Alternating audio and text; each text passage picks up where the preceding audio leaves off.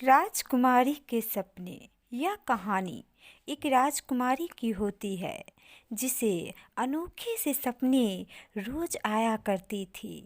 दरअसल राजकुमारी का सपना एक ऐसा डरावनी सपना होता है जिसके बारे में उसके पिताजी, जो बहुत धनी मनी सेठ होते हैं, वे अपने किसान को एक लकड़ी के बगीचे में बुला कर के कहते हैं, अरे सुनो, तो तुम्हें तो पता होगा जो मेरी राजकुमारी के सपने कैसे होते हैं। चलो तुम्हें मैं अपने एक दरवाजे पे ले जाकर के बताता हूँ। तभी किसान कहता है, अरे हाँ सेठ जी, मैंने भी सुने थे कि आपकी राजकुमारी के सपने में एक डायन आती है, पर इसका उपाय क्या हो सकता है। तभी सेठ जी कहते हैं, अरे तुम्हें तो मैंने इसीलिए बुलाया था कि तुम्हारे नज़र में कोई तांत्रिक या कोई साधु बाबा नहीं है। तभी किसान कहता है, सेठ जी हाँ, मेरी नज़र में तो एक तांत्रिक है, पर मुझे उससे जाकर के बात करनी पड़ेगी। तभी दूसरी सुबह होती है। जब सुबह सुबह राजकुमारी सो रही होती है, तभी उसकी माँ आकर के उसे उठाने लगती है और कहती है, अरे बेटी जल्दी से उठ जाओ, इतनी सुबह हो गई है, देखो सूरज निकलने को आ गया है और तुम अभी तक सो रही है। इतना देर तक सोना सही बात नहीं है बेटी, तुम उठ जाओ।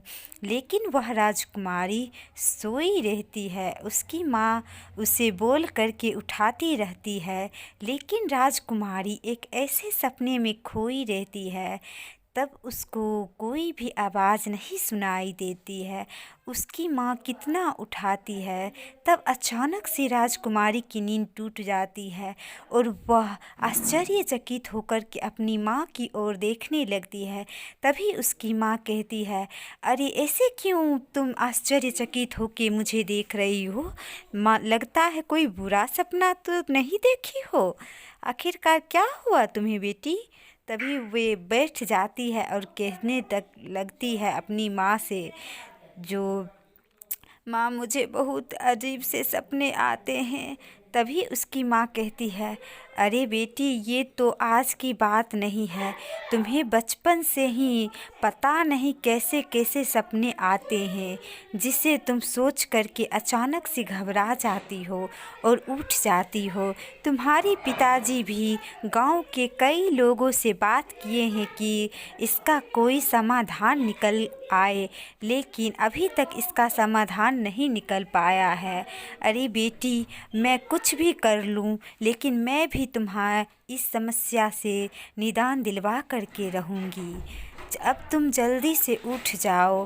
तभी राजकुमारी उठ जाती है और अपने कमरे से बाहर जाने लगती है और कहती है कि आज तो मेरी नींद ही नहीं खुली। अगर मेरी माँ उठाने नहीं आती तो पता ही नहीं चलता कि दिन भी हो गया है। पता नहीं मुझे क्या होता रहता है। और वह राजकुमारी जा कर के अपनी आंगन में बोलती है कि अरे मेरे अपनी सहेली को बुलाई थी, वह अभी तक क्यों नहीं आई है? मुझे उसके साथ बहुत ज़रूरी बातें करनी है। फिर वह वहीं पे बैठ जाती है राजकुमारी और अपनी सहेली का इंतज़ार करने लगती है। उसकी सहेली एक माला होती है जो उसके हर एक सुख और दुख में उसका साथ देती है। राजकुमारी की एक ही सहेली होती है, वह भी बहुत अच्छी होती है। वह उससे सारा बात बताती है। तभी राजकुमारी की सहेली आ जाती है और कहती है कि अरे मुझे माफ़ कर देना, मुझे आने में देरी हो गई क्योंकि आज मेरे घर में बहुत काम थे और मैंने बहुत सारे काम किए हैं, इसलिए मुझे आने में लेट हो गई। अब तुम मुझे माफ़ कर दो राजकुमारी, लेकिन तुम्हें एक बात बतानी थी जो तुमने मुझे बहुत दिन पहले जो बोली थी कि तुम्हें सपने में अनोखे अनोखे से सपने आते हैं और उस सपने में तुम्हें एक डरावनी चुड़ैल दिखाई देती है। यह बात मैंने गांव में भी सुनी थी। तुम्हारी यह बात पूरे गांव में चर्चित हो गई है, इसलिए मुझे अब बहुत इसके बारे में सोचने को पड़ रहा है। तभी राजकुमारी कहती है, अरे माला, पहले तुम यहाँ बैठ जाओ, फिर मैं तुम्हें शांत होकर के सारी बातें बताती हूँ। दरअसल बात ये है कि मुझे हर रात एक डरावनी सपने आती है और जिसकी वजह से मेरी सुबह नींद नहीं खुलती है। यह सपना बहुत ही डरावना होता है और ख़तरनाक होता है, जिसकी वजह से मैं कुछ दिनों से बहुत परेशान सी रहने लगी। माला राजकुमारी की ओर आश्चर्यचकित होकर देखने लगती है और उसकी सारी बात को गौर से सुनने लगती है। राजकुमारी कहती है, अरे माला मेरी सखी, मैंने तुम्हें तो अपनी सच्ची सहेली माना है। तुम कुछ करो, नहीं तो ये सपने मेरा पीछा नहीं छोड़ेगी। अगर तुम्हारी नज़र में कोई तांत्रिक बाबा या साधु बाबा है तो उसे बुला लाओ यहाँ पे, और वे ही मेरे समस्या का समाधान कर सकेंगे। माला उसकी बात को सुनती रहती है और कहती है कि जी ज़रूर राजकुमारी जी।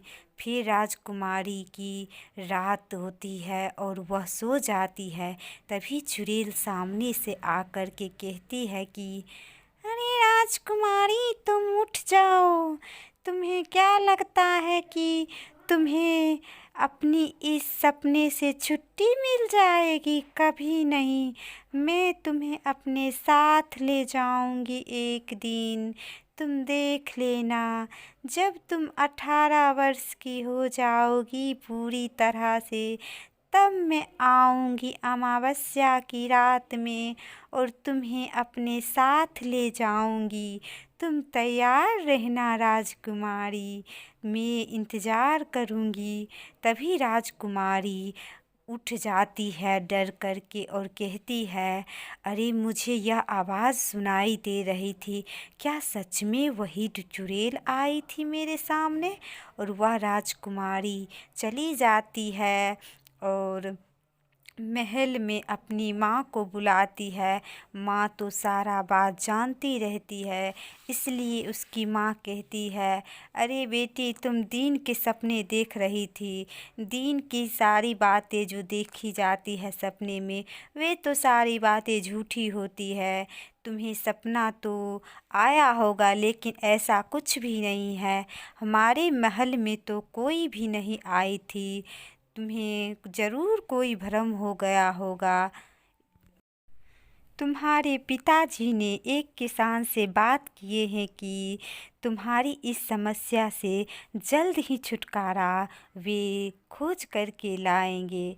तभी उसमें से एक सेवक वहाँ पे आ जाता है और वह भी उन दोनों की बात को सुन लेता है। और राजकुमारी कहती है कि उस सेवक को वहाँ से चले जाने के लिए। तभी वह सेवक वहाँ से चला जाता है और राजकुमारी कहती है, नहीं माँ, ये बस बहुत हो गया। मुझे इस समस्या से बहुत जल्द ही छुटकारा चाहिए। पिताश्री को बुलाया जाए। तभी उसकी पिताश्री उसके वहाँ पे आ जाते हैं और कहते हैं कि अरे बेटी, तुम इतना मत घबराया करो। मैंने एक किसान से बात की है। वह किसान अपने गांव गया है और वहाँ पे एक साधु बाबा है।